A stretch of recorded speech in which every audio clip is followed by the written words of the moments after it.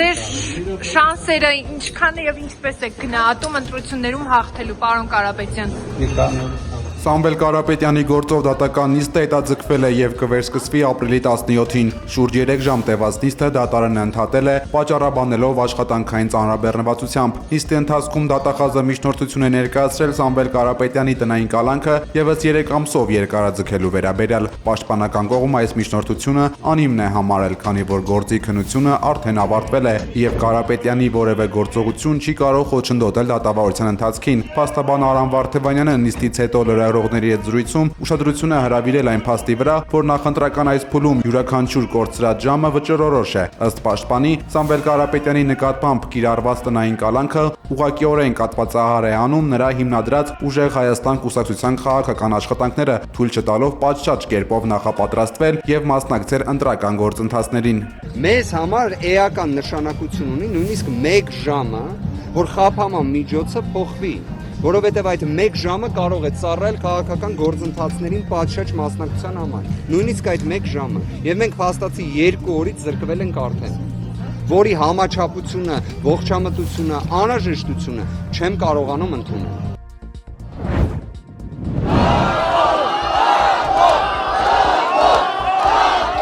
Եվս 3 ամսով Սամվել Կարապետյանի տնային կալանքը երկարաձգելու դատախազության միջնորդությունը ամոթ վանկարկումներով են ընդունել ազգային բարերարին աջակցելու եկած հարյուրավոր քաղաքացիները։ Ուժեղ Հայաստան կուսակցության քաղխորհրդի անդամ Նարեկ Կարապետյանը հայտարարել է, որ դատախազության միջնորդությունը իշխանության վախերի եւս մեկ ապացույց է։ Իրենց հույսը այն է, որ կխոչընդոտեն Կարապետյանին շփվել իր ժողովրդի հետ։ Հիմնական նպատակը այս ամբողջ process-ի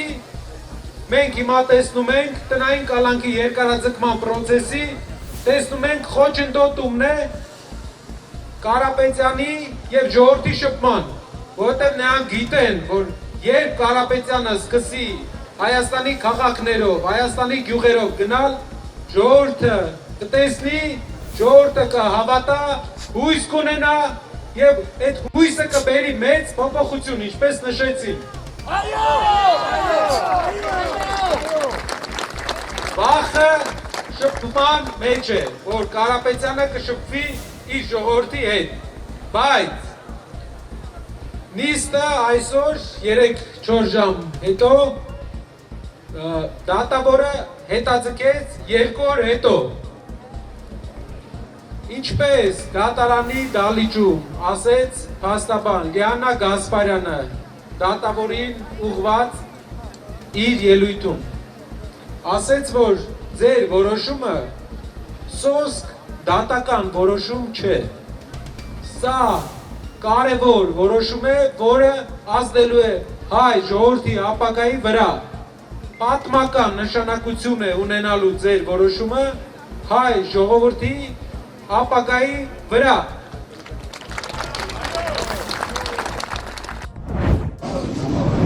Սամվել Կարապետյանը սկսել է Ռուսաստանի եւ Կիպրոսի քաղաքացիությունից հրաժարվելու գործընթաց, քանի որ վստահ է, ընտրություններում հաղթելու է իր Ուժեղ Հայաստան կուսակցությունը։ Այս մասին ազգային բարերարը հայտարարել է այսօր դատական նիստի ընթացքում։ Նիստը փակ է տեսանկարահանման համար, սակայն ներսում լրագրողները հնարավորություն ունեն սղագրելու նիստի ընթացքը։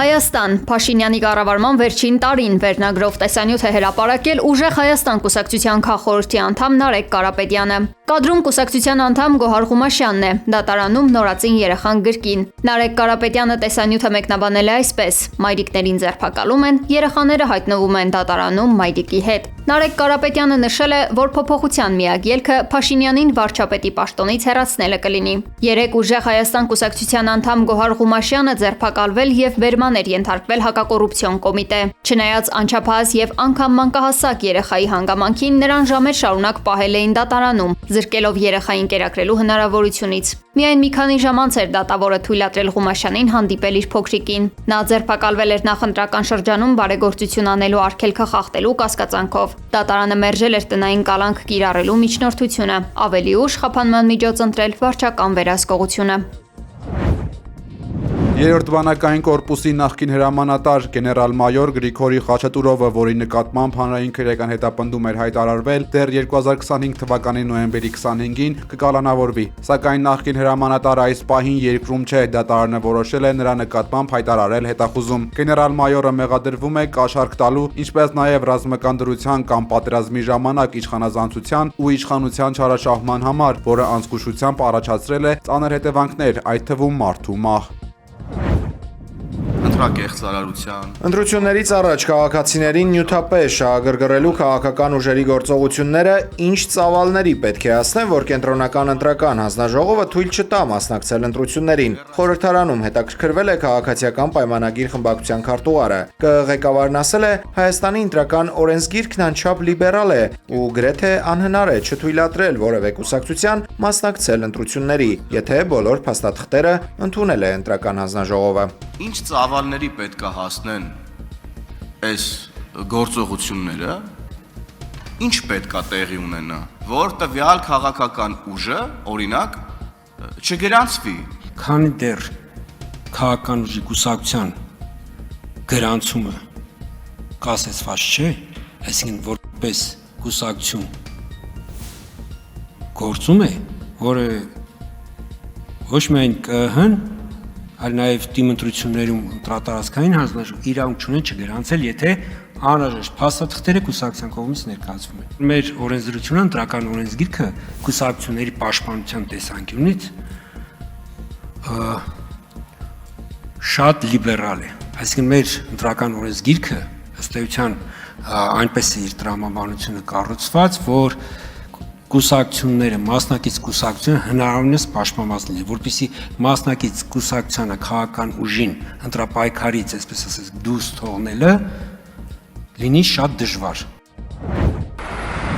Եվրամիության երկրների դեսպանները Բրյուսելում ընդունել են Հայաստան քաղաքացիական առաքելություն գործուղելու որոշումը։ Վերջնական հաստատումը ակնկալվում է, որ կլինի հաջորդ շաբաթ Եվրոպական միության արտգործնախարարների նիստում։ Ազատություն ռադիոկայանը հրապարակել է Եվրոպական միության արտաքին հարաբերությունների եւ անվտանգության հարցերով բարձրագույն հանձնակատար Կայա Կալասի առաջարկը առաքելության մանդատի, կառուցվածքի ու ժամկետների վերաբերյալ։ Ըստ այդ փաստաթղթի պետք է ամրապնդվի Հայաստանի դիմակայությունը հիբրիդային սպառնալիքներից ու աջակցություն տրամադրվի նախարարություններին ու անվտանգային ոլորտի գործակալություններին։ Այն պետք է նաև գնահատի, թե ինչ է անհրաժեշտ Հայաստանում անվտանգության ոլորտում կարողությունները զարգացնելու համար։ Մասնավորապես հիբրիդային սպառնալիքների բացահայտում եւ արագ արձագանքում ԵՄ մեթոդաբանությունների եւ ստանդարտների համաձայն։ Ակնկալվում է, որ Եվրոպական միության նոր խումբը Հայաստանում տեղակայվելու է 2 տարով, ունենալու է 20-ից 30 միջազգային աշխատակից եւ գործելու է Եվրամիության գործընկերության առաքելություն անվան ներքո։ Defrauded the public, and they've admitted it. Թեհրանի հետ որևէ համաձայնագիր չի կնքվի, քանի դեռ երկիրը չի հրաժարվել միջուկային զենք ունենալու մտադրությունից, հայտարարել է ԱՄՆ նախագահ Դոնալդ Թրամփը։ Ըստ նրա, սա բանակցությունների միակ եւ անփոփոխ նպատակն է։ Թրամփը կասկածել է, թե Իրանը կարող է այսպես երկար գոյատևել, եթե շարունակի իր միջուկային ծրագիրը։ Նա սպառնացել է, որ ԱՄՆ-ն ունակ է ընդամենը 1 ժամում ոչնչացել երկրի բոլոր կարևոր կամուրջներն ու էլեկտրակայանները։ Թեև Թրամփը շեշտել է, որ չի ցանկանում դիմել նման ծայրահեղ քայլերի, սակայն ըստ նրա պատերազմը կարող է հանգուցալուծվել գրեթե անմիջապես։ Անդրադառնալով միջազգային դաշնակիցներին, Թրամփը հայտնել է, որ նամակ է ուղարկել Չինաստանի նախագահ Սի Ցինփինին, կոչ անելով դադարեցնել զենքի ենթադրյալ մատակարարումները Իրանին։ Ըստ ԱՄՆ նախագահի, Սի Ցինփինը պատասխան նամակով հավաստիացրել է, որ Չինաստանը զենք չի մատակարարում իրանական կողմին։ Թրամփը նաև հերքել է այն լուրերը, թե ինքը շահագրգռված է նավթի բարձր գներով, կանխատեսելով, որ առաջիկայում վառելիքի գինը կնվազի։ Վարչապետ Նիկոլ Փաշինյանը մասնակցել է Եվրոպական միություն Հայաստան քաղաքացիական հասարակության պլատֆորմի 8-րդ հանդիպմանը։ Իր խոսքում Փաշինյանը անդրադարձել է Եվրոպական միությանը Հայաստանի անդամակցության հեռանկարներին։ Ըստ Փաշինյանի, Հայաստանի ռազմավարությունը ոչ թե շանտաժի միջոցով ԵՄ անդամ դառնալն է, այլ երկրի չափանիշներն ու ստանդարտները եվրոպական մակարդակի հասցնելը։ Երբ որ մենք լինենք օբյեկտիվորեն այս կետում, Եվրամիության անդամ դառնալ չդառնալը քաղաքական որոշման հարց է։ Եթե Եվրոպական միությունը որոշի, որ մենք մեզ ընդունել Եվրոպական միության լիիրավ անդամ որպես, շատ լավ։ Եթե կորոշի չընդունել, մենք էլի շահազդոս կգանք, որովհետև կլինենք ժամանակակից լավագույն ստանդարտներին համապատասխանող երկիր։ Իսրայելը հարվածել է հարավային Լիբանանի քաղաքներին եւ գյուղերին։ Հայտնի է, որ թիրախավորվել է մարդասիրական օգնություն տեղափոխող մեքենա։ Սա տեղի է ունեցել Վաշինգտոնում կայացած եռակողմ հանդիպման ֆոնին, թեև կողմերը նշել էին, որ դրական քննարկումներ են ունեցել։ Իսրայելական կողմը օդային հարվածներով թիրախավորել է նաև Գազան։ Կա 4 զոհ, այդ թվում 3 տարեկան երեխա։ Ուկրաինական անօդաչու թռչող սարքերը հարձակվել են Բաշկիրիայի Ստերլիտամակ քաղաքի եւ գյուղերի վրա, հայտնել են լրատվամիջոցները։ Քաղաքի ուղղությամբ արձակվել է 4 անօդաչու թռչող սարք։ Չնայած հակաօդային պաշտպանության համակարգերի աշխատանքին, սարքերի բեկորներն ընկել են ձեռնարկություններից մեկի տարածքում։ Ուկրաինայի նախագահ Վլադիմիր Զելենսկին հայտարարել է, որ Կիևում պատրիոտ հակաօդային պաշտպանության համակարգերի հրթիռների պակասը հասել է ծայրահեղ մակարդակի։ Զելենսկին արդեն մեկնել է Նորվեգիա, երկրի վարչապետի հետ բանակցությունների։ Ավելի վաղ հայտնի է դարձել, որ Նորվեգիան Ուկրաինային F-16 կործանիչների տրամադրման ծրագիրը հետաձգել է։